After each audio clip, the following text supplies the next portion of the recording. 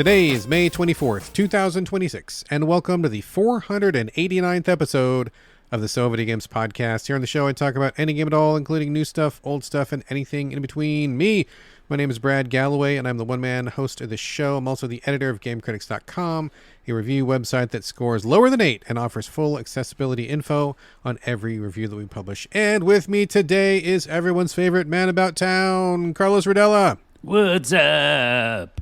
How's it going, dude? I'm chilling. I'm playing games, and we're going to talk about games. And yeah, I'm chilling. And you're chilling. I thought this was going to be a segue into how well your air conditioner is working. I'm chilling because my AC is kicking. No, not yet. In Seattle, it's not like hit those crazy temperatures yet, and we're getting these to me glorious cool down days. Yeah. So it'll get 60, 70. And then tomorrow, in the time of this recording, it's going to go to 55 and raining. And I'm like, ooh, I like that.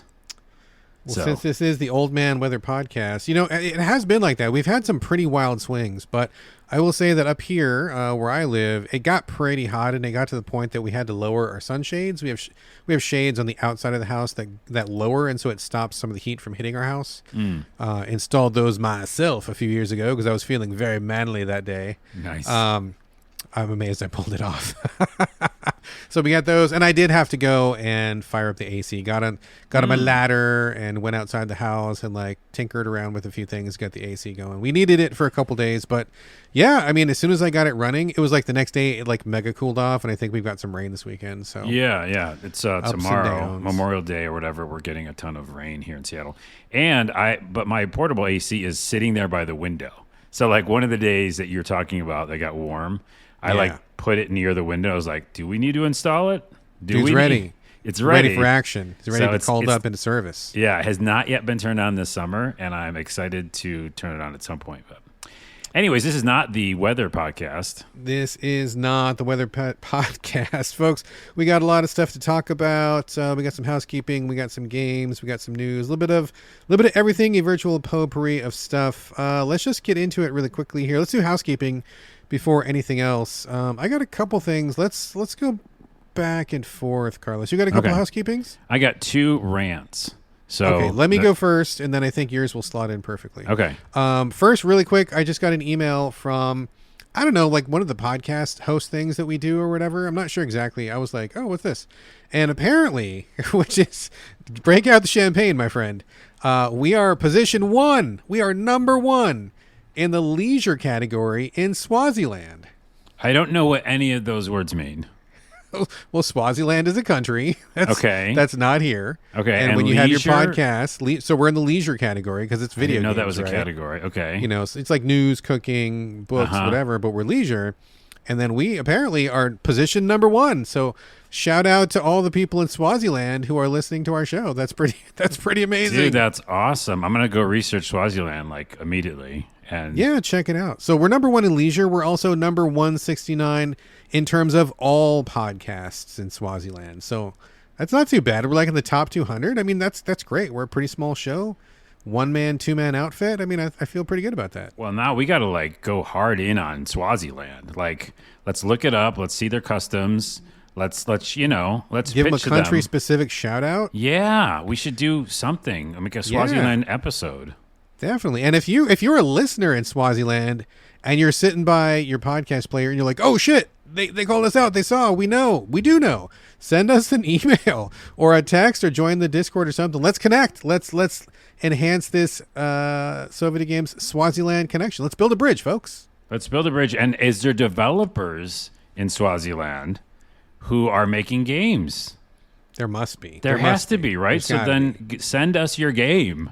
Yeah, we'll do a review. Makes sense. For sure. Yeah, absolutely. So if you're in Swaziland, reach out. Let's connect. Let's talk. This would be super fun. So let's do it. All right. That's all we got on Swaziland. Carlos, over to you. It's by Mozambique. Okay. That's where it is. It's kind of all right. Yeah. So my first rant, which it's hard to go to now I'm going to be negative Nelly because we were just at positive moment. But go ahead. Pop the balloon. Do it. Well, me and Xbox. We don't have the best relationship. And I turned it back on because I was doing some Forza stuff, which we'll talk about this episode. And every time I do anything with the Xbox, I get frustrated. It's like being Brad and technology, right? You're like True. always mad at technology. Constantly frustrated. I get constantly frustrated with Xbox. One, when I turn my PlayStation on, if I take my PlayStation controller and just hit the power button on the controller, it just turns my TV on and the PlayStation. These are small things. Yes. But the Xbox doesn't do that. So if I push the Xbox controller, it just doesn't do anything. And then the Xbox turns off because it's like, your TV's not on. It's interesting you say that. Quick tangent, because if I turn on my Switch, it turns on my TV as well. Neither the PlayStation nor the Xbox do that for me. The PlayStation does. It's a setting, I guess. Oh, I don't know. And I turned mine on when I first got my PlayStation, and I guess I should go back and see if Xbox has a setting for on it. the TV or on the PlayStation? I think Or on both? I think it might be on both, and I can't remember. The point is, I don't think about it with PlayStation, and it just works. And every time it doesn't work on Xbox. Anyways, and then I try But to to be fair, you said you turned it on PlayStation, you didn't turn it on Xbox, so that's on you. Wait, what do you mean? You said you said you probably turned the setting on when I got it, and then I forgot about it. You said that a second ago, so maybe you I don't just know turned if it I on the did. Xbox. You know what? I don't know if I did. I just Okay. said that. I don't know. All right. I feel like it's always worked with PlayStation. But that said, I also was trying to get my account information, like my Microsoft login. Oh, And Jesus. I yeah. know, right? Yeah. And I went to a browser on my computer, and I apparently have 2 or 3 Microsoft accounts. Dude, everybody does. Okay. One of them was subscribed to PC Game Pass. This whole time? This whole time, I haven't used it. $12 a month. Oh, no, dude. I canceled it immediately. Yeah. No, that sucks. Okay, so not only was that sucky, every time they send me an email for like, get your code, it's in Arabic. What? Yeah, I and knew you that- spoke Arabic. I don't. And it happened a long time ago. I don't know how to change that. This is definitely like Brad category of like, technology just like Stuff working going against me. wrong. Yeah. So all that stuff happens. I finally get the login to my actual account, and it's like, do you want to sign in another way? And I was like, what other way? And it's like, use your password. I'm like, that's the normal way. Yeah. Everything about the experience was bad about logging into the account, and then I realized I had multiple accounts. I will fully agree. I fully agree with you. I've had the same experience because, you sign up with, or at least us old geezers, like signed up with Xbox. I mean, that's where I originally started my account. But then I also had a Microsoft account for business that I do, like fucking Teams and all that bullshit. Yes. And I don't want those two worlds to overlap. And Microsoft absolutely wants those worlds to overlap. And so now I'm like, is it my Teams password? How did you get that? How is it connected to my Xbox? Which one is it? I don't know. If I turn to my Xbox and it works, that's a good day. But if I ever have to recover anything, fucking God help me. Right. Okay, Yeah. good. So you are with me on this. Yeah, Okay. I'm with you on that. I'm with you. And then it just like attaches to Outlook and stuff. You know what I mean? I'm like, I Oh, don't use fuck. Outlook. Yes. No, thank you. Because it was like, you want to change the settings in the emails that you get about the Arabic? And it's like, go to Outlook. And I was like, I don't want to go to How Outlook. about you fuck off? How about Yeah. that? See, this is Yeah. the whole thing. And then, Yes. then smaller things happen with like, the company itself and gaming.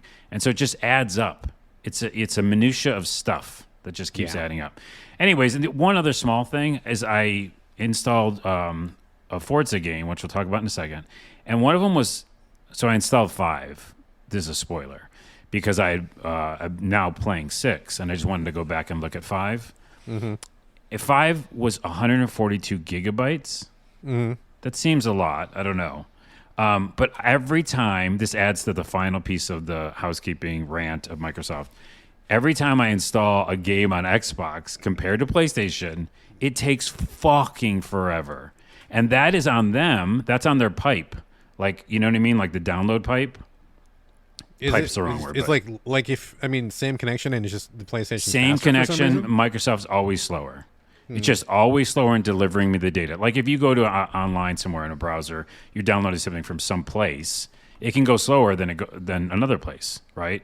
It's how it's being fed to you. It's not just your connection. It's probably because they know it's your house and they're like, oh, Carlos always talks shit about us. Go So slow. we're going to throttle his slow. connection. Slow that Yeah. guy down. Fuck that Dude, guy. it was 142 gigabytes, but still, it went super slow. And I was like, this just doesn't happen on PlayStation. I don't know. And also, does Xbox do the thing where you can play it when it's just partially downloaded, like PlayStation? I find that both of the consoles, both PlayStation and Xbox, say that, and I found it to never be true. That's funny because it is always true with PlayStation.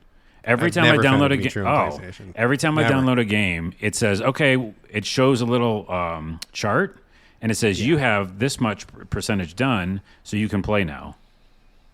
It says that for both, and I literally every time I tried it, never, ever, It always worked. works for me, PlayStation. Anyways, we're never. done with the rant. It's cumbersome, so that's my thing. There you go. All right, other bits of housekeeping here. Heads up for people who played Star Trek Voyager Across the Unknown, which is absolutely one of my favorite games this year. Had a blast of a time with that game. So fun. They're updating it, and as I always say, best time to play anything is 6 months after release, because now they have added new things to the game. I mean, a wealth of patches. I'm not going to go through the whole thing, but they've added the Delta Flyer. If you watched Star Trek Voyager, you'll remember that as the show, or the ship that Tom Paris had created like late in the show, and it became his personal baby ship, and he was doing all sorts of stuff in that. So they added the Delta Flyer, and they've added a bunch of missions that are attached to the Delta Flyer that weren't there before. A new quest line in Sector 7, new construction mechanics, and also something that I think is really helpful. I'm not going to get too far in the weeds, but you can hire people to help you during battles in this game. And if you have the Delta Flyer and you have Tom Paris, apparently he will help you for free, which was great because that was actually a pretty big drain of resources. And a lot of times I just kind of went my own way because I didn't want to split the money. So that would be a pretty big bonus. So there you go. Some new Tom Paris action, new quest line, the Delta Flyer. If you like Voyager, if you like the game Across the Unknown, which was great, check that out. Cool. All right, I got a couple more things, but Carlos, you got one more rant, don't you? I have one more rant in me, and it'll be quick. Okay. Oh, geez. Let's just say I'm just so frustrated in this whole GTA 6 thing, and I just wanted to say one thing that might not even make any sense, but it's such a big game. In my opinion, it's got out of control. GTA 6 is 13 years after the GTA 5. 13 years. That's weird. I wouldn't say it's a minute past 12. This is nice. It's like a Skyrim situation, right? It's like, that was like when I was a kid or whatever. So, well, because I made a joke in a comment somewhere on YouTube that like it passed a whole generation of people, GTA. Yeah. It's like, well, totally. You could be like, I didn't have back pain the last time GTA came out. Nice. My sciatica didn't act up until That's right, my sciatica. GTA 6. So the time it's taken. Also, the fact that it's like such a big business thing, $1 billion.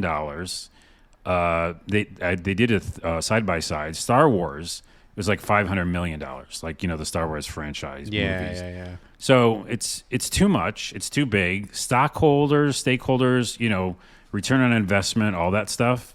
It's just this massive thing that is weird. But my rant was, there's no information at all, and the game's coming out in November, and we haven't gotten a new trailer or artwork, anything. Yeah. And it's like all these YouTube videos were saying, and my blood was boiling. All the YouTubers were like, "Oh, Rockstar doesn't have to do anything. They could do nothing until it comes out, and then they would sell millions and millions of copies." I mean, that's a true statement, though. I hate that statement, and here's It's true, though. It can be true, and you can also hate it. Both things can be correct, yes. Yeah, okay. So here's why I hate it, even if it might be true. One, it's just still just a regular ass open world game. Like I think that the level of love and revere is overblown at this point. Agree. Because I played GTA 5, and if I go back real quick, this is the kind of deep dive in the rant. I had an okay time with GTA 5, like an okay time, and sometimes frustrating because it's the three characters and stuff. And I was like, and I didn't like the torture scene or whatever. And there's stuff I thought was okay, but I didn't love it. And then when I just did open world, like messing around, that was fun too. I didn't like GTA 5 Online, which everybody like, it prints money. That's the moneymaker, yeah. Yeah. And so I like, if I look back at my experience, I'm like, why would I like, wait so Why do you long? give a shit? Why are you excited? Give a shit, be excited. Yeah. So I think it's just like overblown hype. And I think any company, which I said in a little rant somewhere else, any company that thinks they don't have to do anything, that's just dangerous territory. That reminds me of politics. That reminds me of big business, right? And this world that we live in where the companies think they can just do whatever they want and get away with it. So, Which they can unless we stop them with our wallet.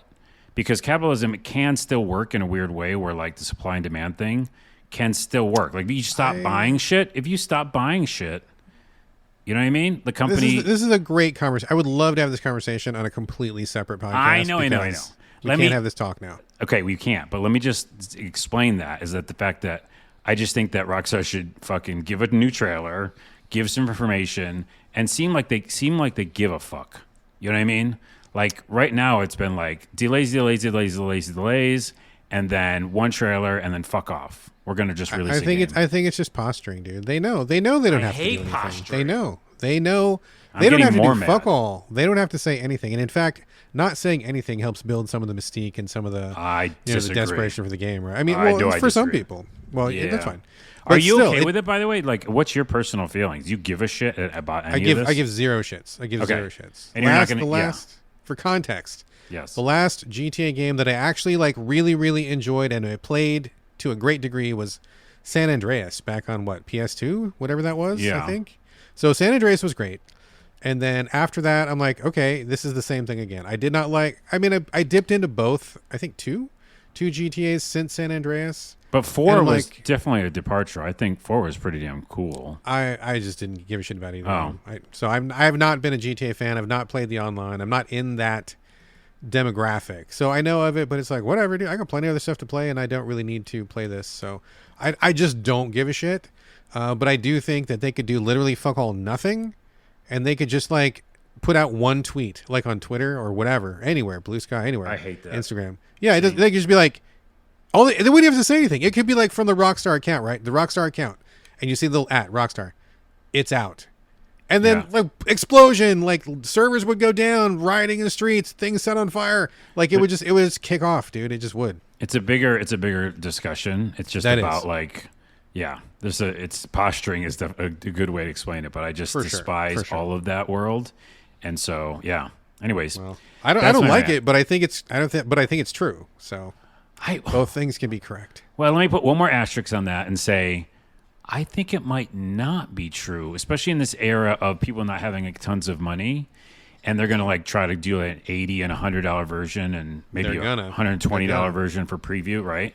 They're gonna. Could some of that backfire? Could some of this actually backfire, where people don't have the money for this kind of thing that they're doing? They gave them shit all the whole time, and people go, guess what? I could play fucking Crimson Desert still, or I could play anything else, you know? I don't know. Anything is possible. Anything is possible. Do I think that is likely? No. I think that I think it's got the cachet still. I think people still think it's cool. It's got the buzz. People still like it. I mean, it could be a terrible game. It could be way overpriced. It could be super buggy. There could be there will be launch problems. I mean, it could bomb. Is it likely? I don't think so. I think the zeitgeist is going to carry it. And I think if there was ever such a thing as a sure thing, this is probably it. We'll see. I don't know why I still hate hearing that, even though I'll play it, but maybe I'll play it later. Like, you know what I mean? Like I'll do a little bit. 6 months after release. That's the best time to play anything. Have you ever heard that? I have never heard that in my entire life. There you go. Let's take that one to the bank. There you go. Okay, a couple more things. Do you have any more housekeeping? Or are you good? No, that's it. I'm ranting over. Okay, just a quick heads up. Laura K. Buzz is doing her Accessibility YouTube showcase again this year. I don't think that's a secret, and I will be doing the American Sign Language for that. So I don't know when the show comes out. I believe it's next month, and I'm not going to say anything about it, but I do appreciate that Laura always gets the sign language. She gets American Sign Language. She also does British Sign Language. Nice. And they also have a screen reader option, I believe, and there's a couple other accessibility features there. So I appreciate that very much, and just want to give people a heads up that if you do want to find out about the accessible games coming out soon, it's a great showcase, and I will be there on the ASL version of that, so you can look for me there. The only other thing to mention is not necessarily a game-related thing, but, you know, I'm an action figure guy. I like my toys and all my stuff. There's a brand new line coming out. I think it just pre-orders opened up today for G.I. Joe versus Teenage Mutant Ninja Turtles. It's a crossover. Oh, jeez. TMNT does a lot of crossovers. G.I. Joe, not so much. But this one, they have the Turtles dressed up in like G.I. Joe outfits. It's funny and it's cute. Will I be getting this? No, I don't think so. They recently did a He-Man versus Teenage Mutant Ninja... I can't even say it. Teenage Mutant Ninja Turtles. That actually turned out to be pretty dope. And I went in for that. But I will say the difference being, I will only buy TMNT if it's like with like an A tier toy line for me. He-Man, A tier. TMNT for me is like B tier. And G.I. Joe, although I do love G.I. Joe, it's still like a B tier for me. So like two B tier properties coming together, nah. Yeah. But TMNT with Transformers is an A tier. So A plus B, yes. He-Man, A plus B, yes. B plus B, nah. It's got to be BB. expensive. I don't know. Yeah, exactly. I don't have a lot. I'm really like running out of room to put stuff, so I'm going to pass. But still looks pretty neat and fun. You know, I can appreciate it on that level. And if you're an action figure collector like I am, you like G.I. Joe, you like TMNT, maybe you haven't heard of the crossover, just came out, check it out. If you like, heads up that it exists. There you go. Oh, and real quick, why don't you take a picture of like, do you have like one room with all the toys in it, or is it? I do have a display room. After all my years, I think I mentioned this before. I spent at least, well, probably more than that. Probably pretty close to 25 years with my shit in storage, in cardboard boxes, in like a U-Haul storage as I moved from place to place. I never had room. I was broke sometimes, moving place to place, went through a divorce, all this other stuff. And so, you know, like I haven't had my shit out like ever until I bought this house that I'm living in now. And I finally, after all this, after literally like more than 25 years probably, I can finally unpack my shit, and I do have my shit out on shelves. Nice. And I do have some stuff to see. So I was saying you could take a picture of it and put it in Discord. Yeah, I could possibly do that. We can see. I know you don't want to like show your space. Maybe I'll do that. Maybe just like zoom in. You know, like don't you can't see anything. Just we'll toys. see. Do people want that? Do people want to see my stuff? It's in the extra tier. You have to pay extra for it. No. Well, it's funny you mentioned that. Plus. No, actually, I don't know. I haven't mentioned this, but my wife and I have been on like a staycation for the last week. I mean, we haven't. That's the first time we've taken off since I don't even know when. We never take vacations. We never take time off because my wife is on call and I'm on call like 24/7. But we did take some time off finally. Like we took 4 days off, and like all I did was hang pictures for like literally the last 3 or 4 days. That's all I've done is hang pictures, dude. Like I've got tons of posters, tons of like art and images and stuff. I've got some frames, and I've just been hanging pictures every single day. So cool. If you want to see the stuff I've been hanging, I think I posted a couple on Blue Sky. I might have put some in the Discord, but you want to see some shit, let me know. Reach out, let me know. All right, let's move on. We got some Q&A here. Questions, a lot of questions from folks. Ron says, hey, I'm late with this, but I got a question for the next episode, which is this episode right now. Where did the intro music come from and who made it? I'll just tackle this one, Carlos, since you weren't around for that. I wasn't. Corey Motley, the original co-host, and I, as we were putting the show together, we were looking around for royalty-free music because we were broke and cheap at the time. And we just found it on some random, like, free use website. We picked 2 or 3 different tracks. And as a matter of fact, the song that we use is not my choice. It was Corey's choice. But I let him have that choice, and we've just used it ever since. So I don't know who made it. It was just a free thing we downloaded somewhere, and I guess here we are, 489 episodes later. So I wish there was something more interesting behind that, but that's all it was. So there you go, Ron. Ron also has another question. I've been replaying GameCube games, and 2 things stuck out to me. Number 1, universalized control schemes. Games nowadays have an intuitive control scheme for the most part. If you play Call of Duty, you can pick up basically any other game in that genre, and you basically know 90% of the controls. While I think this is generally good, do you think it has prevented innovation such as discouraging weird or unusual or inventive control schemes? Carlos, go. I actually have an answer to this because yes is the answer. It has stopped. You do think it's discouraging? Yeah, 100%. Because people just go, they just copy it. Even like specifically with like types of games, like Souls games, you know, they'll copy every single damn control and gameplay element, you know, and be like, this is exactly the same thing, but it's ours. But I have a good example, and this is kind of a preview for next time I'm on the show. But I'm going to be playing Gothic 1, the remake. Oh, geez. Wow. Okay. Which we like. Remember, we like Piranha Bytes and we do, but Helix geez, and that's an old game. I know, man. but we haven't talked about it on the show yet. But the remake has been in the works for a while, and it's true remake, like a new engine and everything. And it comes out in like a week, and I have it pre-ordered because no one likes doing that, but I do. And by pre-ordering, I got to play the original Gothic 1. And here's my answer is the original Gothic 1 has a very wildly different control scheme. But what's cool about it is when you're swinging your weapon, you actually pick like left or right as you swing. And it sounds like confusing or weird, and I think Kingdom Come Deliverance does the same thing. But like, it feels cool to have a different type of control. Like more like minute control of your weapon then. And choice. It's like I want to hit from the left side, I want to hit from the right side. If it was just copying everything else and it was made today, it wouldn't have that. So, is there an instance where you might want to do from the left as opposed to the right? Like, are some guys only armored on one side or something? Or have you noticed a use for it? I think it's an old school game enough that it didn't matter. Like, it was just doing it to do it, which is kind of to the point. Like, I think they just did it because they thought it would look cool. Yeah. Because I remember just when I'm playing it now, the remake, I was just choosing a side at random. Like, it's boom, boom, boom, boom. But it just felt good, like, to swing it. You know what I mean? Yeah. Like, I felt like I was swinging it left and right. I don't know. So, yes is the answer. I think it has discouraged a lot of, innovation, really. Do I think it has discouraged? I'm going to say no. I'm going to take the other side of this. Although I do think you have a good point. And so here's what I think. I think having basic kind of quote unquote like universal or intuitive controls like Ron has said here, I think that is in general a good thing. Because I see a lot of developers who are trying to make a kind of, and this is not meant to be insulting, I'm not trying to cast shade here, but just, they're making kind of a basic experience. Like someone wants to make a 2D platformer, or someone wants to make a third-person Zelda type game or something. You don't need to reinvent the wheel for that. Like the quality of that's going to come from the writing, from maybe some gameplay ideas.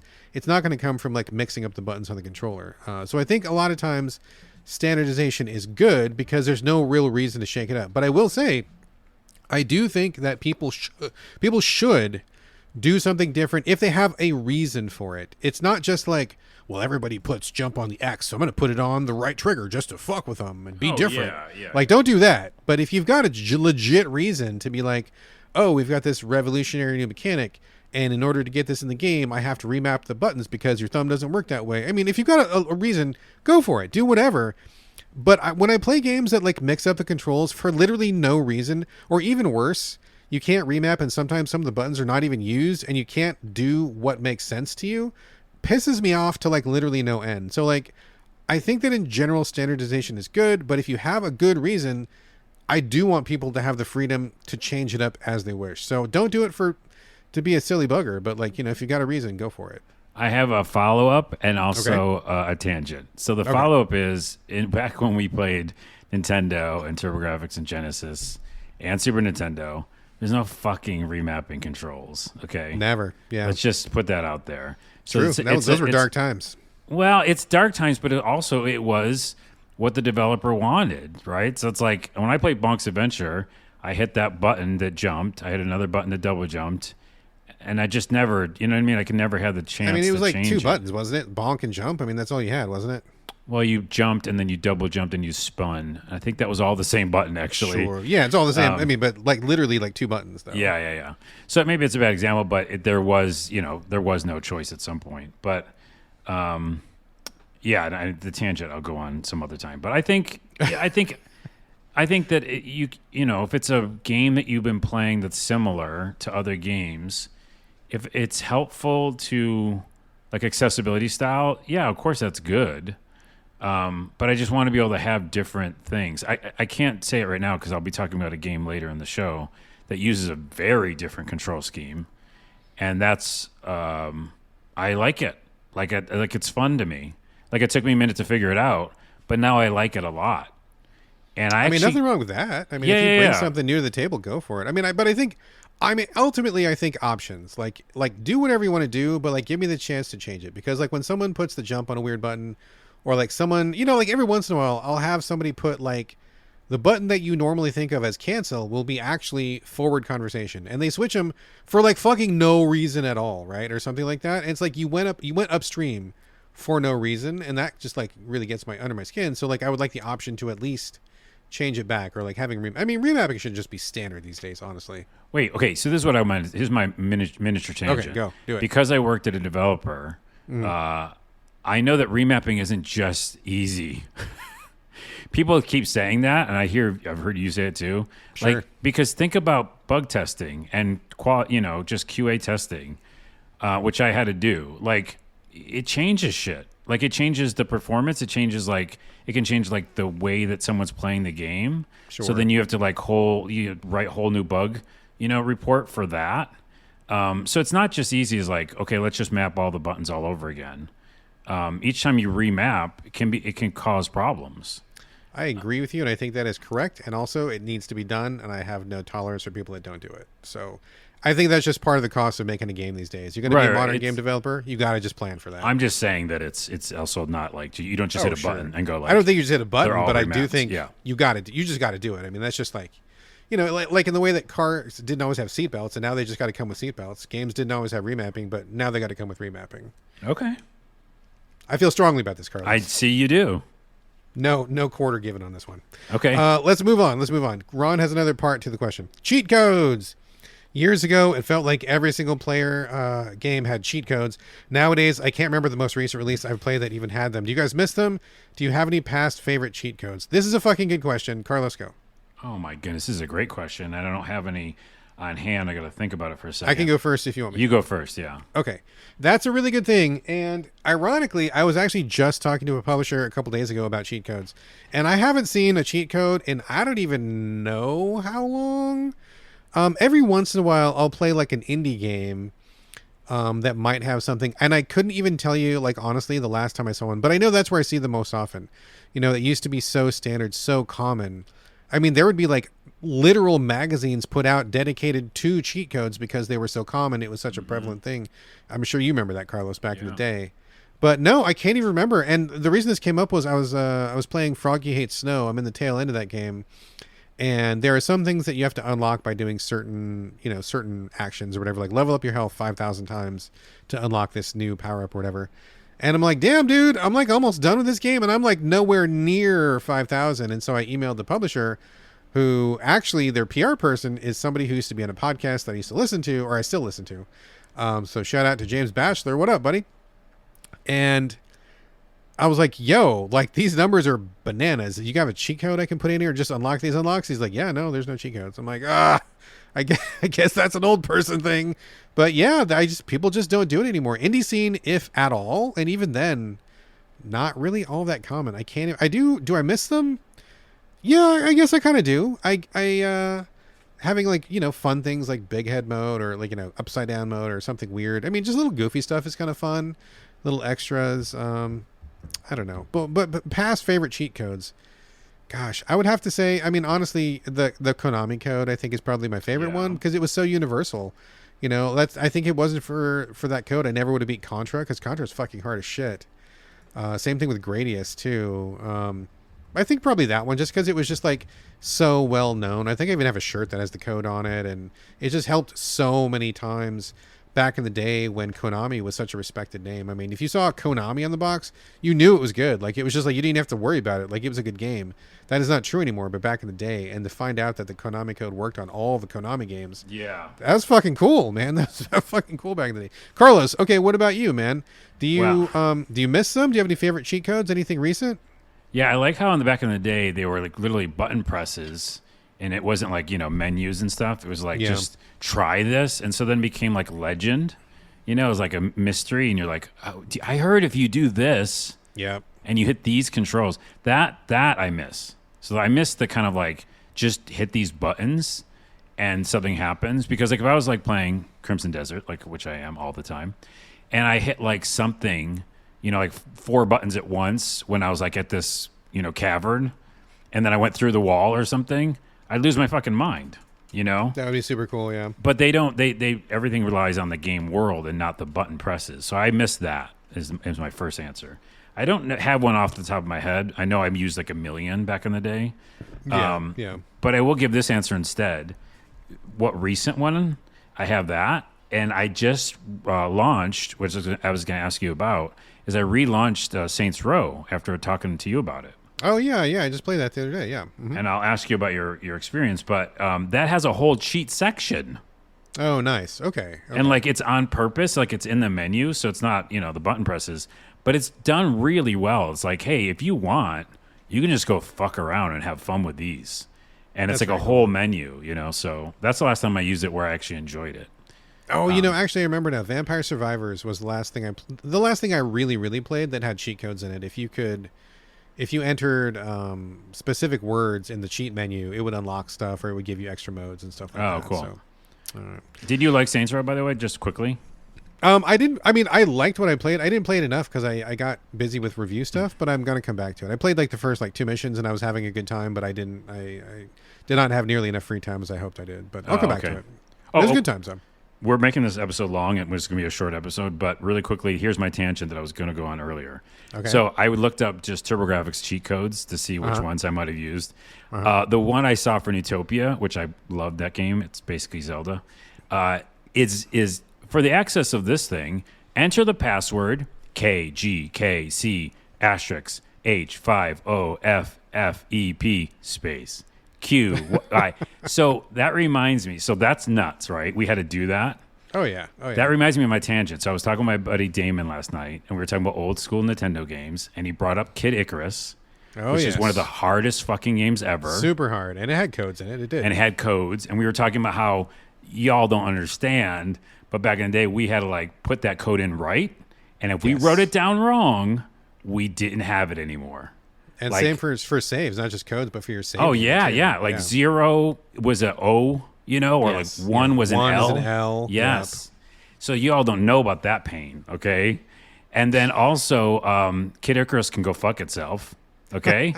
Because there was an eggplant thing. Do you remember the eggplant guys? Eggplant wizard, I sure do. They made your head an eggplant, and your controls were backwards. Yeah, it was fucked. It was fucked. It was like one of the hardest games. The first game I threw a controller at. Like I threw my controller down. Yeah, that was. I mean, I did end up beating Kid Icarus, but I think you had to beat it twice to get the real ending, and I was like, no. Same thing with what is it, Ghosts and Goblins or whatever? Like that game's hard as fuck. Game as well. Fuck you that game. Get to the end, you beat that. It's like, oh yeah, we got to do the whole thing again. I'm like, fuck off. No, I'm not. No. So anyway, okay. All right, tangent over. Question. Moving on. Okay, thank you, Ron, for that question. Good question.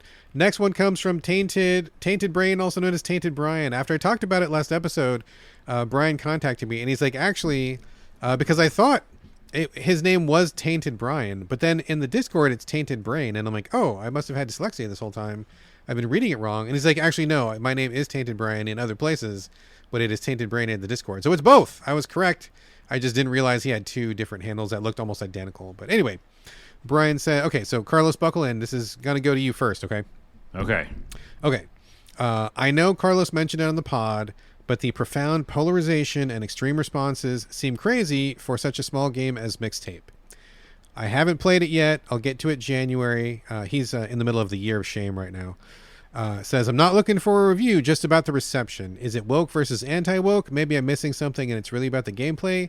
Or maybe this isn't even worth a discussion. Maybe we should just avoid it altogether. So, Carlos, before you say something, to be honest, I think I was out of that game before this controversy even happened. And to be frank, you told me not to look into it, so I didn't look into it. I took your advice.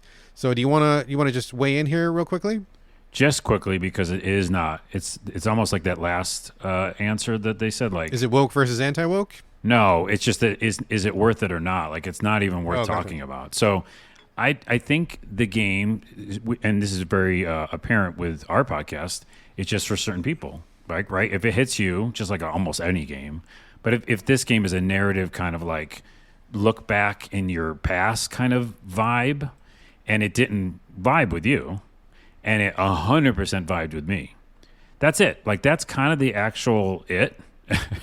And anything else is just this garbagey, like, ranty world of, like, back and forth bullshit. And especially with, like, YouTube can get really toxic and stuff. I don't know how it even exists.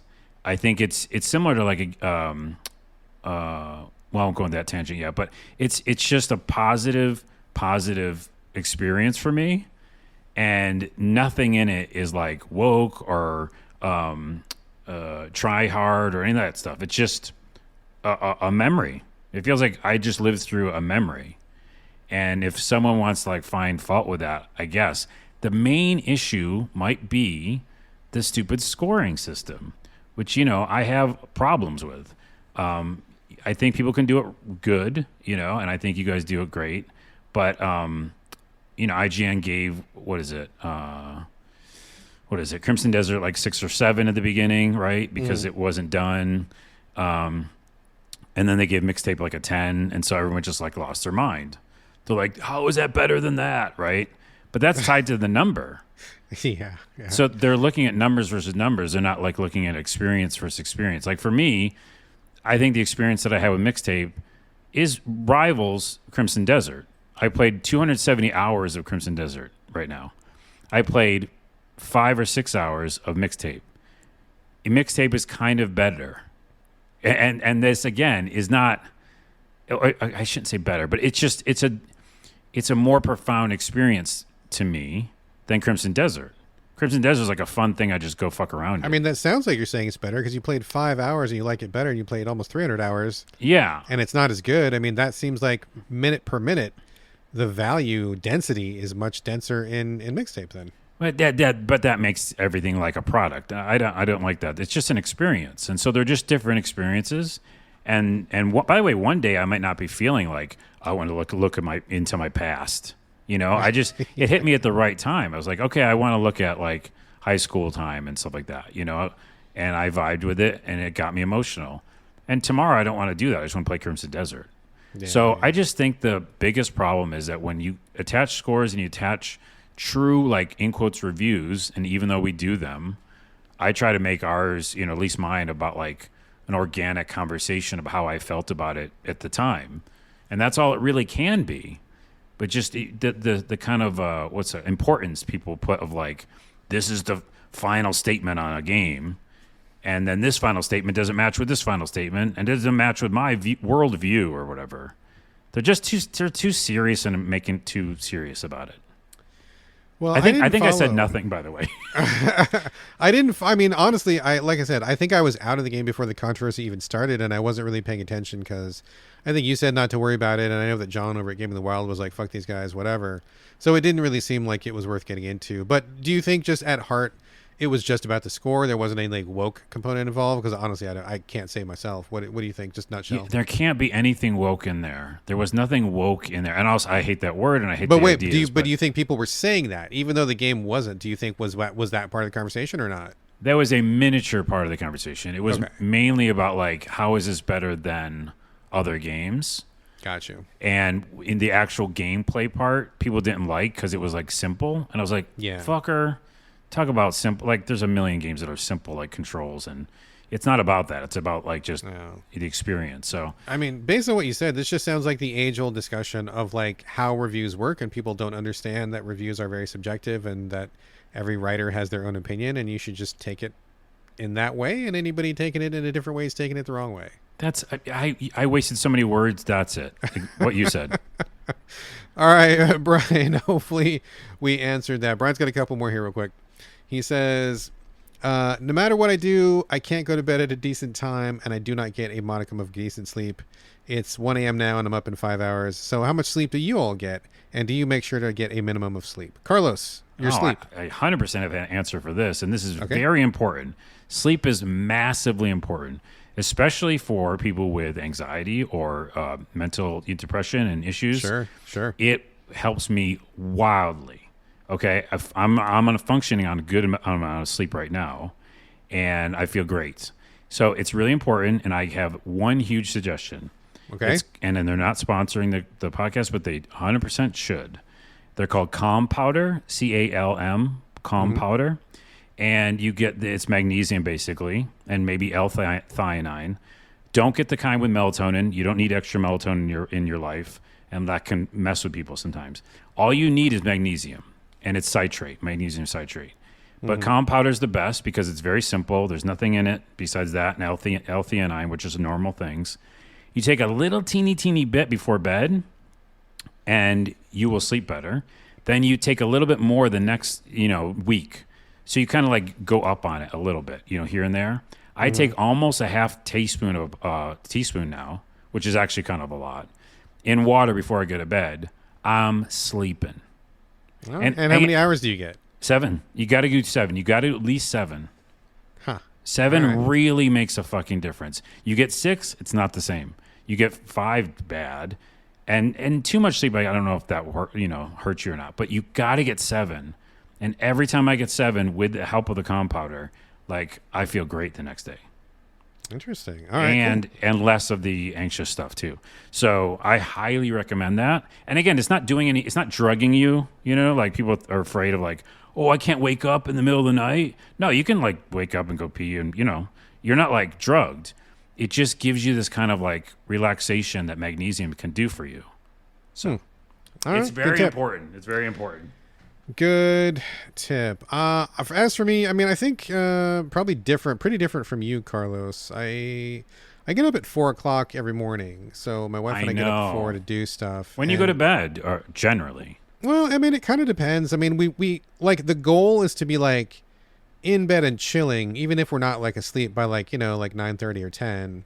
But honestly, I usually don't fall asleep until like 11 or something like that. So 11 to 4, we get up and we do some stuff, and then around about like 7, 8 o'clock, we usually take like another nap, like for like an hour, and that's pretty consistent. And then we kind of do whatever, and then get through our day. So we break up our sleep in like a couple different chunks, and for us that works better. I can't really sleep for like 7, 8 hours at a stretch. I can't even remember the last time I've slept for that long in a row. It's been probably decades, I think, probably. The compounder would make you happen. The compounder would make it happen. I mean, maybe, but like, I don't feel like I need it. Like, I mean, I definitely agree with you that sleep is important for mental health. And on days when I'm feeling real sketchy or, edgy or tired or something, like definitely I can tell like, oh, okay, I need to take a nap or something. But like in general, like I just don't sleep for that long. I got to get up and do whatever. Like, for example, I just said we were on staycation. So we're like, okay, well, we usually get up at 4. Let's get up at 6. Let's sleep in for like 2 hours. Let's live life a little bit. I've been getting up at like 5 o'clock, like every morning, just like my body's like, okay, that's enough. Get up and do something now. So yeah. Well, I think it just depends. The circadian rhythm thing I also adhere to. And in the summer, you get up earlier. Like, for sure. You should, because the sun is up. And so there's a whole thing about like the sunlight waking you up and going with it. So I do that. Like I get mine is 6 a.m. and normally in the winter it's 7. So that's my rhythm. But anyways, yeah, I mean, you have a job that's different, so that changes your abilities. Definitely. And I don't think there's a one size fits all, I think is the bottom line. I mean, some people I think are naturally night owls. Some people are naturally early birds. Maybe some people need 8. Some people need 10. Some people need 6. Who knows what? I think at the bottom line, I don't think there's one size fits all for humans. And whatever works best for you is what you should do. And sometimes maybe that means changing your schedule to do something that's not exactly in line with work, or maybe not exactly in line with what you think you should be doing. Yeah. Find out what works best for you. But I will say, in this world is like, objective, subjective. It's, it's tough to say objective to things, but this one's kind of objective. You need at least 6. You should probably get 7, and that's not like a personality thing or certain people. I don't know. It just helps the body, because it literally you're like healing your body. For sure. Neither one of us are medical professionals. Do not take our advice as medical advice. But I did discuss this with a medical professional. Sure. So it's 7 hours does heal your insides. Okay. You do need sleep. Very important. Okay.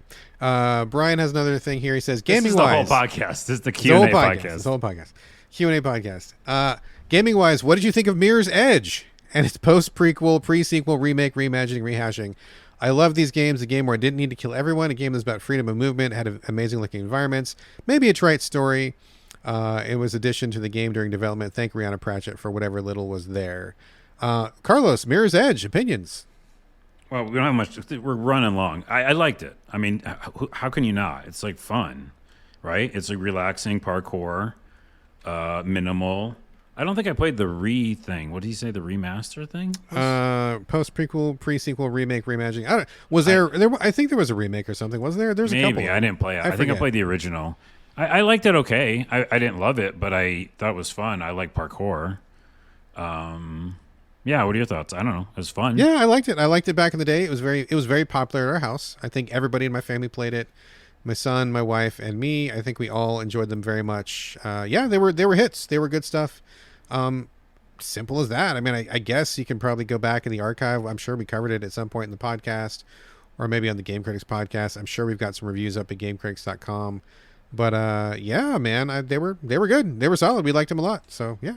I think the Thumbs other up. answer is that yes, I like things where you don't have to kill everything. Like That's true. Yeah, it's nice to have you did those. not have to, and just running around having all those. I mean, it was fun. I wouldn't mind somebody updating that in a good way. It feels like it's been a while since anybody has really legitimately done a really good parkour game like that. There was that one that came out recently. Oh, I want to call it was called like, I don't even know what it's called. I want to say it was like Ghostwire, but that's not the right game. You were like a I ninja played of it. some I played kind. it. It was too fast. Yeah. You know It was the one. like It's not Ghostwire, but you know the one I'm Tokyo's talking about. Devil Ghost something. Yeah. And it was so Zero. fast and brutal. It was like awful. Yeah. That was like the opposite of what I wanted from that experience. But if anybody out there would like to do another Mirror's Edge, I say go for it. So Go for all it. right. We got more questions, Carlos. Maybe this oh is my a Q&A God, this podcast. is the whole show. We don't It might have just time be the for whole the games. show. Okay. It might just be the whole show. We'll see. Well, I want to talk about at least one game. We'll get to it. Okay, we'll Okay. get to it. Leechman, good old Leechman, from the Two Guys, Is that right? Two Guys, Three Consoles? That's Yes. I always want to say right.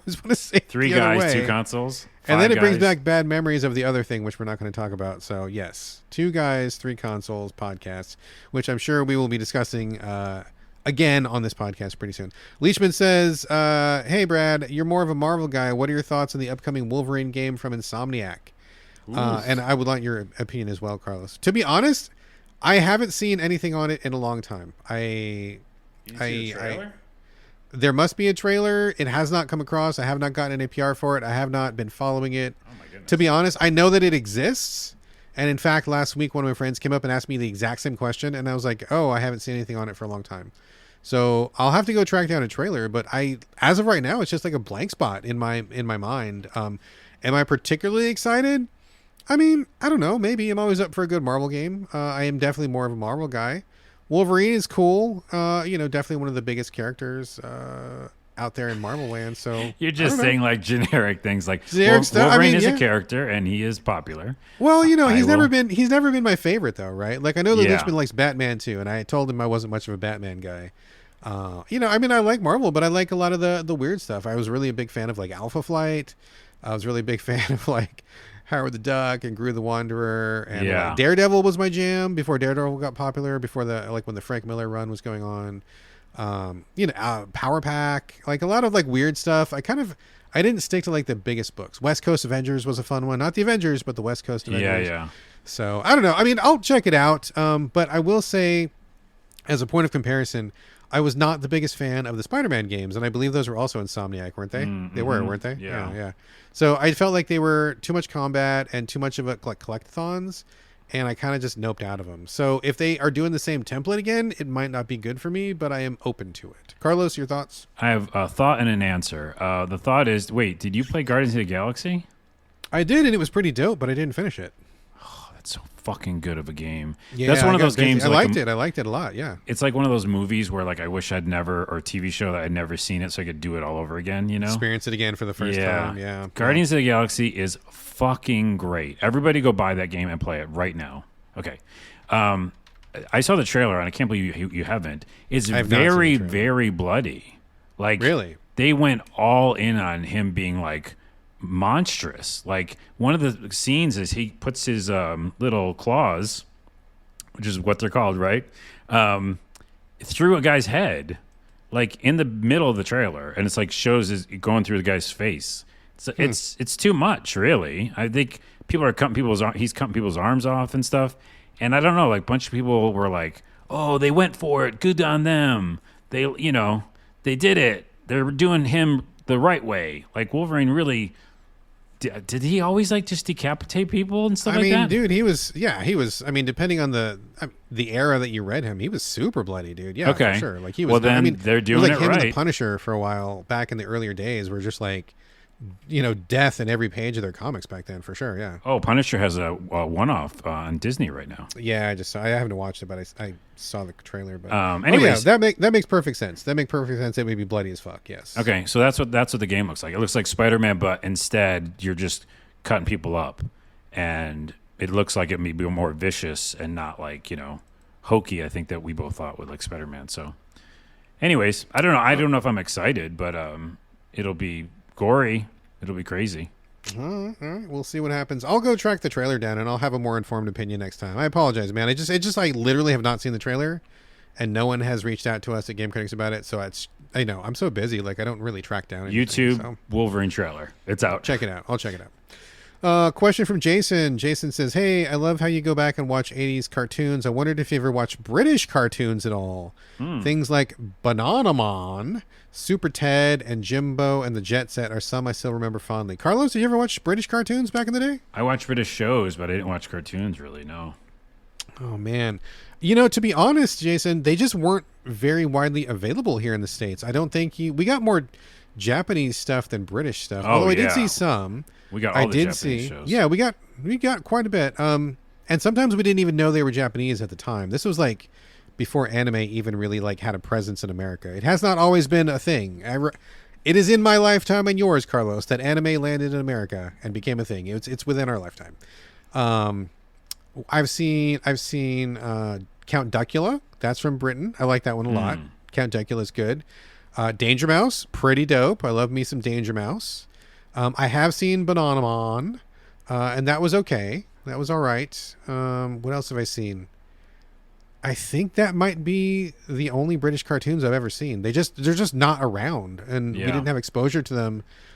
So I wouldn't be opposed to going back and watching some of them now. But like when I look at my childhood, and you know want to catch up on things I missed out on, British cartoons are just not in that pantheon. So I guess I would ask you, Jason, were you inundated with American cartoons growing up in Britain, or was it pretty much like a divide? Over here, mostly American and a good bit of Japanese, very little British. So I'd be curious as to what the breakdown was over on your side. And to other UK folks as well, let us know what it was like over there. I'd be curious. Yeah. But I did watch Monty Python a ton. Monty Python, yes, that is for sure. I watched a lot of Red Dwarf. Red Dwarf was really good for me. That was very fun. Got to go back and rewatch that.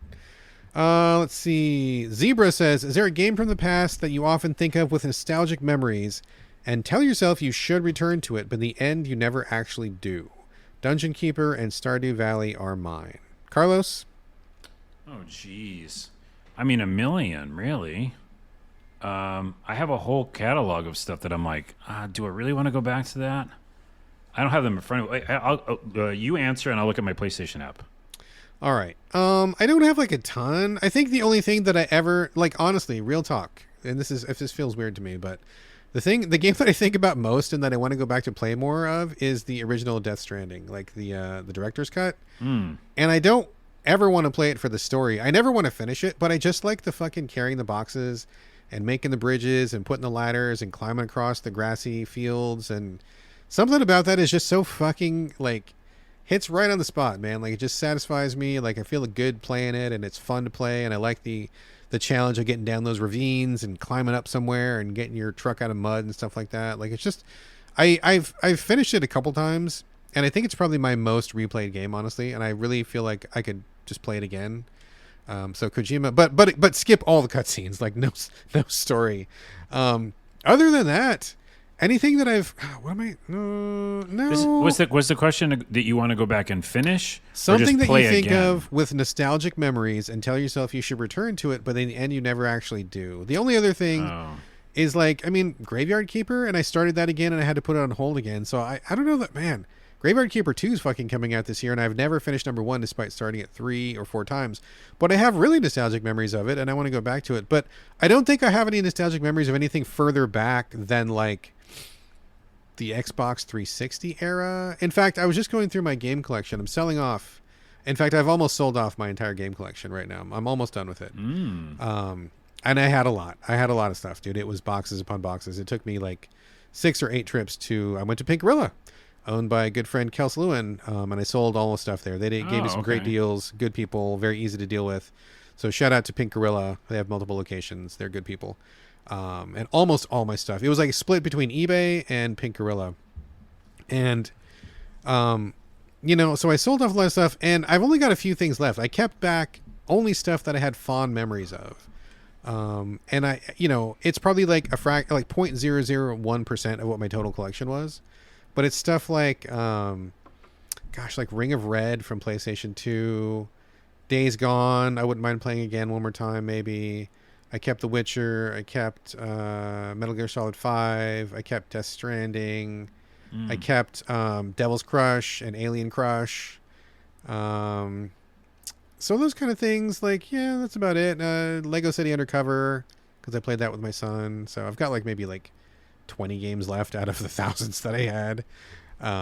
But yeah, I don't know that I'll go back and play very many of them, though, I guess. Yeah, so. I think I have two answers. One answer is I don't really have one that I look back at and I want to play it again because I'm very much like a new experience guy. Same. We're sharks. Yeah. Gotta keep moving forward. So, but I would say the kind of fake answer is that I was thinking about recent games that I haven't finished.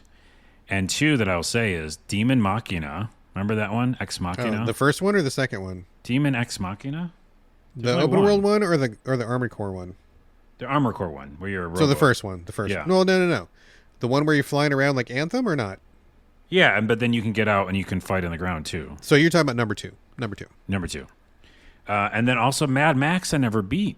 Oh, fuck, Mad And Max. you love that game, and I love that game. What a game. Right? What a game. Holy shit, brother. That's a But good did you ass beat game. it? You beat it then? Oh, I beat it. Yeah, I fucking love that game, dude. Oh, my so God. I might go back and this wasn't really the answer, but like I might go back and finally beat that because I have a save game. You know what I mean? Nah, you got to start fresh, dude. Just start fresh. You think I should? Oh, yeah. You haven't played it for a long time. And, man, that game is so... Oh, my God. Mad Max. I know Dude, it's so good. I know. Breaks my heart. That game gets no props. And the game is so fucking amazing. Okay, dude. if Oh I my played gosh. Mad Max, will you go back and play Guardians of the Galaxy?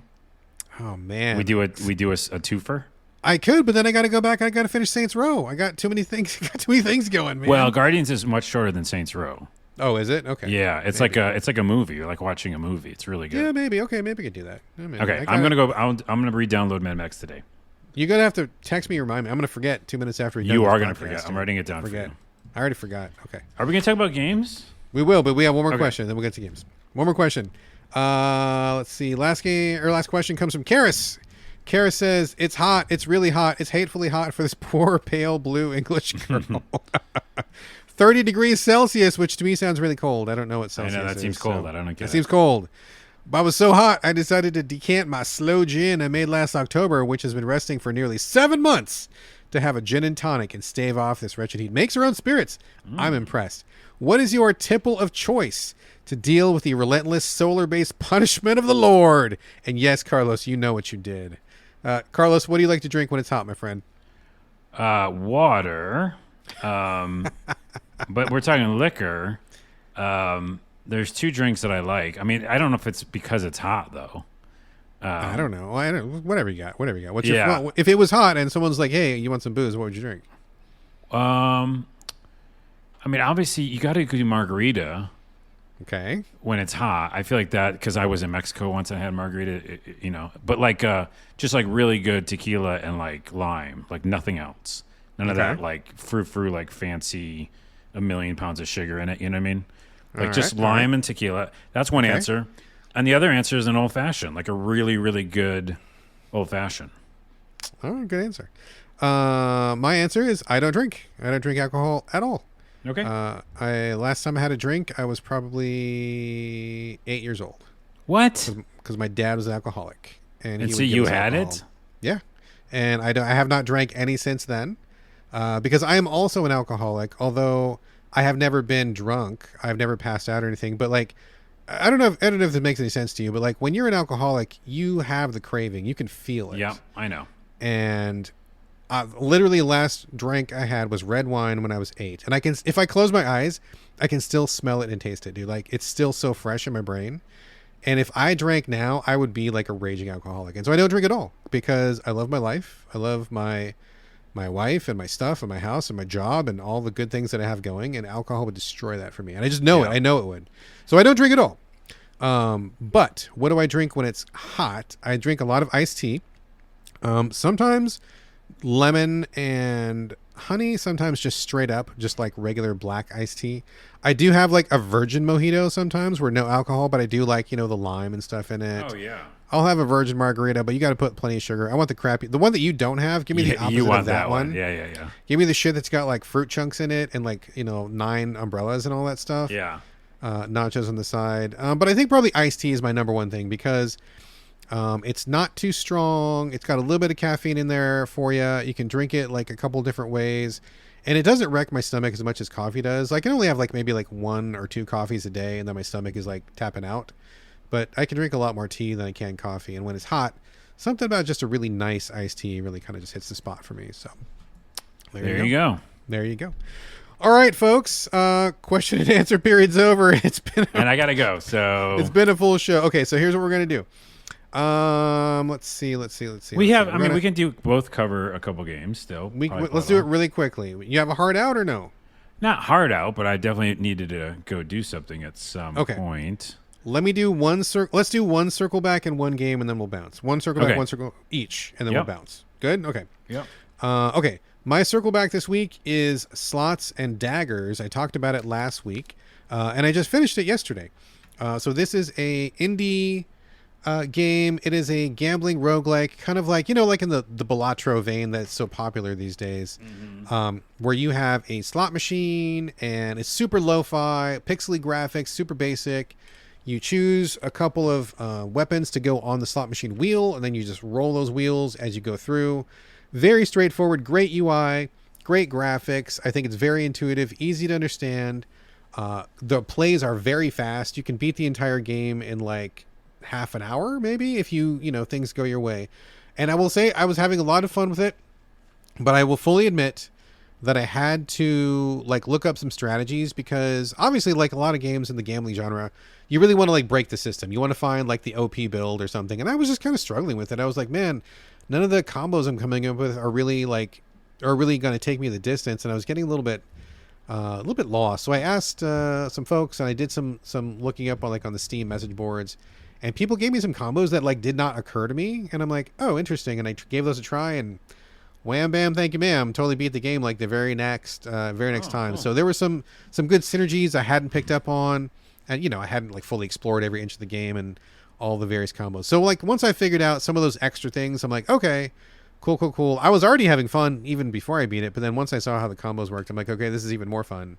So it's a fun game. It's really quick. It's light. It's easy. It's like a little, an appetizer of a game. I think it's a perfect palate cleanser between bigger games. I had a blast with it. I think it's really well done and excellent. Very sharp, very well put together. Just a basic fucking thumbs up all the way across. I don't really have any criticisms of it. I think it's wonderful. So nice. Slots and Daggers is a great. I'm going to give it a review. I'm going to give it an 8 out of 10. And it would be higher if there was more to it, but I had unlocked everything. And once you beat it, there's an endless mode, but not really anything else. So I would have liked more items, or maybe a second quest or something like that. I need a little bit of motivation to keep playing. But I loved what I played, and I thought it was great, and I don't want to criticize it for not being longer. I mean, I appreciate it's a small game, but a little bit more would have been okay. So I'm going to give it a solid 8. Big thumbs up. Had a great time with it. Sounds good. There you go. Carlos, your circle back. Just quickly, Crimson Desert, playing it, 270 hours, beat the main campaign, keep playing it. They keep releasing patches. They just released. What else is there to do? What are you doing? I'll tell you. Well, one, you can just do normal, camps and clearing out areas and stuff like that with bad guys. Then there's 150 other quests, all the time. Is it procedural? Is it like that whole Nope. Radiant Quest thing? These are all pre-made. Yeah, pre-made. They made is the very beginning of the game, just like an MMO. They made 8,000 mini quests, and some are just to upgrade your camp. Right, because you're continually upgrading your camp to bring in new people, to get the livestock area, to get the garden. Right now, they just did a patch, and in the patch, they added a pond.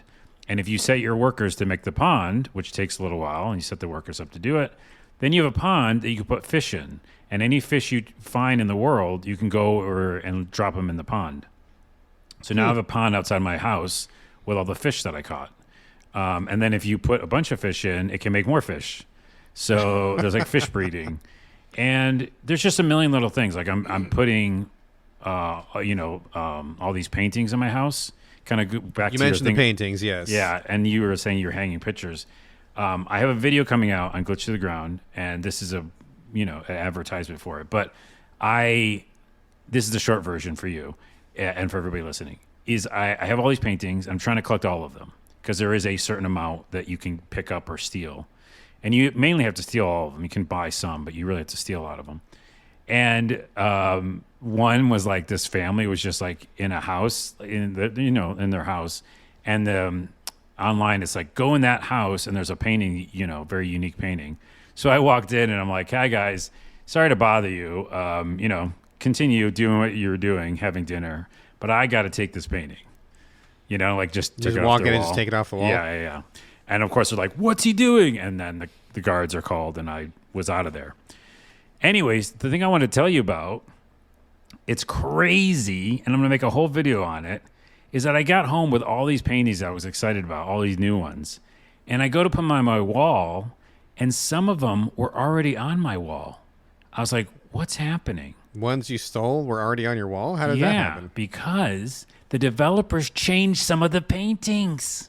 Why is that? Patch. So why would they bother doing that? This is twofold, and I won't make it long. Go to Glitch to the Ground, you'll see the full video. But the developers changed because they didn't like the art how it was. I think early on they just like put like placeholder art, and so they wanted to make it like a cool looking painting. But they changed it in a patch, meaning that just like life in video games, anything digitally owned isn't ours. So all of my painting, I don't know, like 15 or whatever of my paintings were different paintings when I got home on my wall. Oh, that's funny. That's funny. But it's also awful. It's like we don't, you know what I mean? It's like digitally can be patched and changed. Sure. So even though I literally worked hard at getting that particular painting, and that's the vibe that I wanted for my room, I got home and they were different. And then on top of that, the ones I thought I was stealing were ones I already had because they changed it. So are there a bunch of new paintings that you have to go find now? Did they refresh the whole thing? Or they added some new paintings and they changed some old paintings. And so I didn't know what the fuck I was doing anymore. I was like, which ones am I? I'm not going to stop. I'm going to stop collecting them. Because what are they going to change them again? Yeah, that's a bummer, dude. You put all that effort in and it's just kind of to waste a little bit. Yeah, I'm going to do a whole rant video about it. So even with that, it's an obsession. It is definitely a Skyrim type thing now where it's like, yeah, I just want to go exist in that world and fuck around. Let's fuck around for a while. Yeah, I love it. All right. Excuse me. All right, let's get on to one new game each, and then we'll bounce after this. I will choose Warhammer 40k Mechanicus II, which just came out 3 days ago. This is a isometric, grid-based tactics game, very similar to like something in like the XCOM vein, for anybody who's familiar with that. This is telling it's actually not only is it a sequel, but it's kind of like an expansion of the previous Mechanicus, which I thought was great. The first game starred the Adeptus Mechanicus, and for people who don't know Warhammer 40k, these are like I shudder to call them the tech bros because I think that term is kind of like representing something more vile and dastardly these days. But these are the people who are like the techno fetishists, and they kind of like graft mechanical parts onto their bodies, and they study technology, they study alien technology, and their whole thing is like about data and about, research and gadgets and gizmos and stuff like that. They're the people who have the red robes, and they often have like mechanical arms on their back, and they look like they're barely recognizable as human because they've replaced so much of their body over time. So I think those guys are one of my favorite factions in 40k because they're actually quite funny. They're very funny. They often talk about like Office Space type dialogue between each other, where they're kind of talking about who's in charge of what and how much paperwork they have to do and that kind of thing. So there's a lot more humor with these bros than you would think there would be. But that's why I like them a lot. But in the first game, it was all about them. That was a great experience. Mechanicus 1's awesome. Mechanicus 2 takes the same basic format of you being the Adeptus Mechanicus, but then they spin it because after you get through the tutorial, you can choose to be the enemy faction, who are the Necrons. And for people who don't know, the Necrons are basically immortal steel skeletons who have like, I guess they have organic brains maybe. Basically, they're just like steel skeletons with a bunch of guns, and they walk around. And in my opinion, I don't think the Necrons are the most interesting faction. I think they're a little bit boring. But they've got a little bit of Egyptian flair to them. And you can choose. You can choose to play an entire campaign as the Adeptus Mechanicus, or you can play the Necrons and then go through the campaign. Turn-based, you have level ups, you have different abilities. It's pretty standard fare when it comes to turn-based tactics action. I don't think there's a lot that really breaks new ground here, especially in comparison to the first Mechanicus. But I think what's good about it, and it is good, I like this game. What's good about it is I think this is another really good representation of 40k in the video game space. Games Workshop, who owns the license to 40k, will sell it to like literally anybody for like a handshake and a sandwich. And there's a lot of really, really bad 40k stuff out there. And I feel like in general, their track record for video games has been 50-50, like 50 pretty good, 50 just pretty trash. And this is another really good one. So if you like the lore, if you like 40K, if you like the Adeptus Mechanicus or the Necrons or something, it's cool to see these characters and these factions that you might know from other contexts, from the board game or from some other property, and play as them. And you're like, yes, this matches up with what I know of the game, and it still works like the game does. And, you know, you get to enjoy this stuff in a different format. So I think it's a win. I think it's really good. Again, not super revolutionary, although the ability to play as the Necrons is great. Talking about the differences between them, I tried both. I played maybe like 5 missions on both sides to see which one I preferred, and I definitely prefer the Adeptus Mechanicus. The Necrons, they're fine, but they're just like, I don't know, they're just like steel skeletons, and they just like walk around, and they're kind of dull looking. I've never liked them in general. Like even with other 40K properties, they're not my favorite faction, so they're not like the most exciting. I think they're a little bit visually indistinct. When you look at the battlefield, if you're playing the Adeptus, everybody's got like different shapes to them. Some are big, some are small, some have tentacles and hooks, some don't. When you look at the Necrons, it's just a bunch of steel skeletons, and it's hard to tell which guy is which. And I'm often choosing the wrong guy, and I'm like, oh fuck, I thought it was the gunner, but it's actually the stabby guy. And fuck, like they need more visual distinction. And speaking of which, I will say the one downside of this game is that I don't think the graphics are very good, and by that I mean something about the graphics is really kind of like fuzzy and indistinct. It looks like a bad up-res job, and I'm not sure what's going on. I have fiddled with the settings, and nothing really seems to make it better. But I'm playing it like on a 60-inch TV, and it's just not sharp. I'm like, why is this so blurry? Like, you know, it's not my glasses, it's not my eyes. Compared to other things on the PS5, you know, everything looks great and normal. But I play this, it just looks like it was made on like PS4 and just like, you know, quasi up-resed or something. So it doesn't look anywhere near as sharp as it needs to. Graphics could use a big boost when you're on the battlefield, but that's really the only gripe I have about it. Otherwise, super solid 40K game. If you like 40K, you like tactics, I mean, I think this is one to check into. I'm liking it a lot, so definitely a thumbs up. It's a brad-ass game. It is a brad game, that is for fucking sure. So there you go. All right, Carlos, what do you got? Just quickly, I want to talk about Forza Horizon 6. Let's do it. And I have mentioned this on the Discord, but I went and got Game Pass because they did lower the price finally. And so it was $20, I think. Okay. And so that was cheaper than buying Forza 6. So I did that. And we'll do it for 1 month and we'll see. You know, I'm not... Yeah, you may be done with it before that. We'll see. But so Forza 6, and this is a quick talk about Forza 6 and Forza 5. Forza 6 is in Japan. It's very clean. Some other reviewers have said the same thing, but I almost feel like it's too clean. Like Japan is very clean. I've been to Tokyo. It's very, very clean. It mimics that, but in the game world, it's also like there's nothing gritty about this game. It's just polished and beautiful, and that should be a positive because it's very good looking, and it runs smooth as shit. You know, it's very like great driving, blah blah. We'll get back to that, but it's because the one before this was Mexico is a desert, and you know dirt and driving around and stuff like that. So there's definitely like different biomes in 6, and you go to snowy areas. And there's, rain and different weather stuff. So that's cool, but something about it feels so polished that I don't know. And then you mix that together with my real gripe about 6, which is, and it's the same thing as 5, if you remember. It's a big festival. You unlock all these cars, do all these events, drive, like, Burnout Paradise, where, like, you drive to an area, you can just do an event there, find cars. So it's almost identical to 5 in a lot of ways, including like having the big event, the Horizon event. Yeah. The character you make, though, is very, very limited, so they didn't upgrade that at all, which I think that's a missed opportunity. Character customization is like almost nothing. And so my biggest gripe that I just double tested this morning to make sure, so it wasn't just in my head, is the driving's more slidey. And I despise slidey driving, which means when you take a turn, if you didn't like let up on the gas, or even if you did let up on the gas and brake or whatever you're doing, it's going to just automatically slide a little. And I'm not even talking about being rainy or wet, which is a thing as well, or the snow, which is fucking super slidey.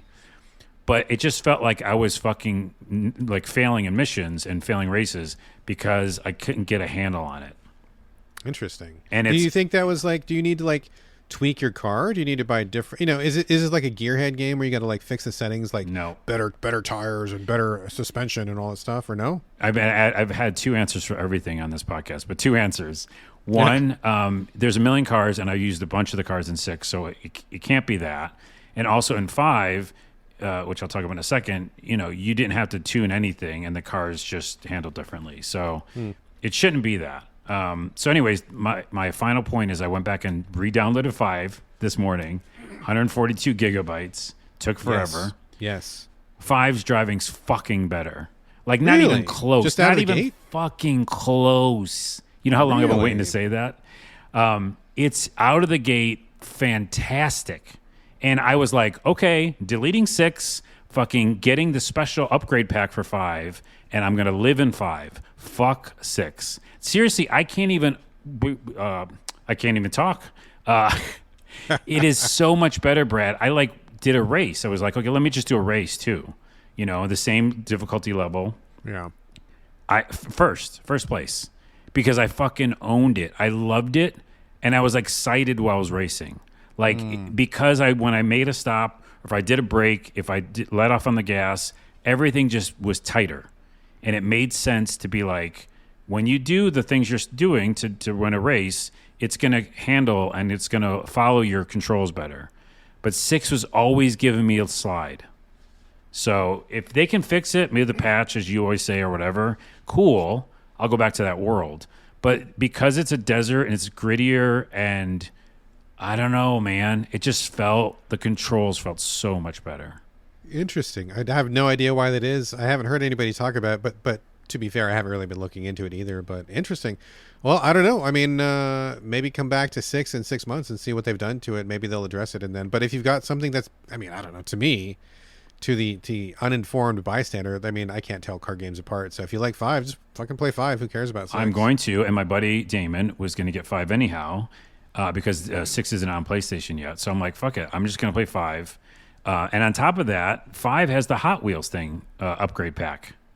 What does that do? It's like crazy loop-de-loops and like Hot Wheels cars. Oh, do you get like the orange track and stuff? Yeah, everything, like nuts stuff. That's fun. I'm like, oh my goodness, 100%. So I am a Forza 5 person, and that's it. That's the final statement on Forza 6. Excellent. All right, folks. We didn't get to all the games we meant to because of all the Q&A, but I think the Q&A was really fun, and I'm glad that we did that. Yeah, and in fact, I'm such a jerk. I forgot to say thank you to all the people who sent in questions. My bad. Totally. Thank you. So thanks to Ron, thanks to Tainted Brian, thanks to Leechman, thanks to Jason, thanks to Zebra, thanks to Karis. Thank you to all those folks. Really, really appreciate those questions. We'll put a pin in the other stuff for later. We'll come back to it. But we should really quickly touch on TV or movies. Anything you want to give a shout out to real quick, Carlos? Yeah, Project Hail Mary is a great feel-good movie. You should rent it today. Now, wait. That guy turned out to be a jerk, didn't he? Who's a guy? What are you talking about? The writer of that guy. He turned out to be some conservative asshole, didn't he? Oh, I don't know. You always follow the other stuff. I'm talking about the movie itself with Ryan Gosling, and it's based on a book, whatever, that people liked. And all I know is I didn't follow whatever you're saying, and that might be true. But the movie was a feel-good movie, and I bring it up because the world needs more feel-good movies right now because everything's fucking dour and people are always down about shit. All I know is it was good, and you could think that like the ending's gonna be bad, and it's not. Spoiler, it's a good ending, and it felt fantastic to have a movie with a good ending. So, not that your point is important because assholes are assholes. So I don't know about that part, but well, my wife she listened to the audiobook and she really liked it a lot, and we were excited for the movie. But then I'm pretty sure that it came out that guy gave an interview and he turned out to be like a really shitty guy. So we were like, whatever, not going to support. So we bailed on that. But if anybody finds that to not be true, or maybe I'm wrong, let me know. But I do not support people who have shitty politics because politics is everything. It's ruining everything right now, folks. So we got to pay attention to it. We do. Anything else? I did like the movie though. And Barry, I'm rewatching because it's so damn good. Shit. Barry is really good. I've forgotten, so like it's a fun rewatch. And then just that Friday, I'm going to the movie theater. And I'm going to watch one of my most anticipated films of all time. What is it? In the movie theater on Friday. I don't even know what's out. What? The Backrooms. Oh, I forgot about that. And it's not a laughing matter. It's Kane Pixels worked with A24. And yeah. What? Ugh. I hate A24, dude. They make shit movies. I do not. Wait, like I their thought movies you at all. did like them. No, I liked them for like a hot second, and then I watched more, and I'm like, actually, no, I don't like your movies anymore. Yeah, because you I'm did. out. Because on the podcast we agreed liking A24 at some point. I know that. We did at some point, but I am out of it. And now it's like we watch a trailer, and if we see A24, we're like, nah, bail, just Okay, stop. minus the A24 like Okay. blanket statement you just did. Yes. The backrooms in Kane Pixels. Do you know of that world? Right, liminal spaces. Oh yeah, you talk about it all the time. Yeah, but Kane Pixels is the creator of like the original Blender stuff, right? The computer graphics stuff. So he worked with the directors and actors. Take A24 out of it; they're just producing it, and he made his vision of these liminal spaces in a feature film. That's like kind of rare, because it's like an indie YouTube thing. Yeah. It's going to be fantastic. I'm so excited.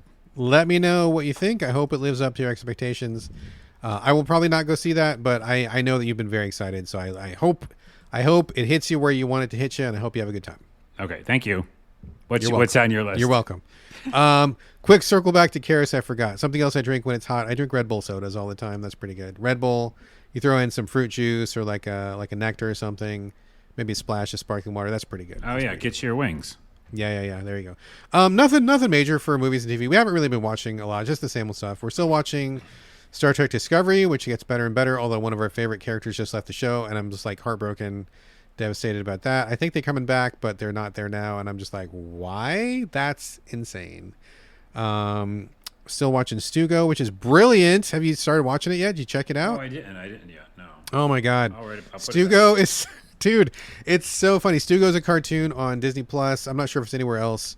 It's about kids who get trapped on this island with a mad scientist, and it is so fucking funny. I'm not even going to try to like talk about the jokes because there's no way I can do them justice, but like literally all week I've been laughing about one bit they did on the show, and it's just so fucking funny. Every time I think about it, it's just as funny, like every single time. My wife thinks I'm crazy. She's like, "Are you still laughing about that?" I'm like, "Yeah, I am still." Like it's anyway, good stuff. And then we're still watching Eureka in the morning, so that's still going. Whatever. We're not watching anything big right now. Nothing new. Same old stuff. So, all right, folks, that is a show. Before the closing music, would love for you to leave reviews, share the show on social media, but most important of all, please recommend this show to your friends, because nothing beats good old word of mouth, which has proven true in Swaziland. Thank you to everybody listening to our show in Swaziland. Also, give us your questions and comments. As you see, we love questions. We just did a whole freaking show about questions. Email me directly, SovietGamesPodcast@gmail.com, or hit us up on social media. I'm on Instagram and Blue Sky. It's my name, BradGallaway. All A's, no O's. Carlos, where can people find you? Glitch to the ground, baby. All right, YouTube. everywhere. Everywhere YouTube but mostly? YouTube, really. YouTube. All right. Also, you can get a hold of both of us in the Soviet Games Discord, which is totally free of charge. Just drop me a line, and we will get you on board to continue the conversation. And finally, if you like this episode and you want to hear more, you can support this show and sister site GameCritics.com by going over to patreon.com/the Soviet Games Podcast. Every single dollar helps, and a euro helps that much more. Folks, that's going to do it for episode 489. Thank you again for joining us here on the Soviet Games Podcast, and I'll see you next week. And I'll see you soon.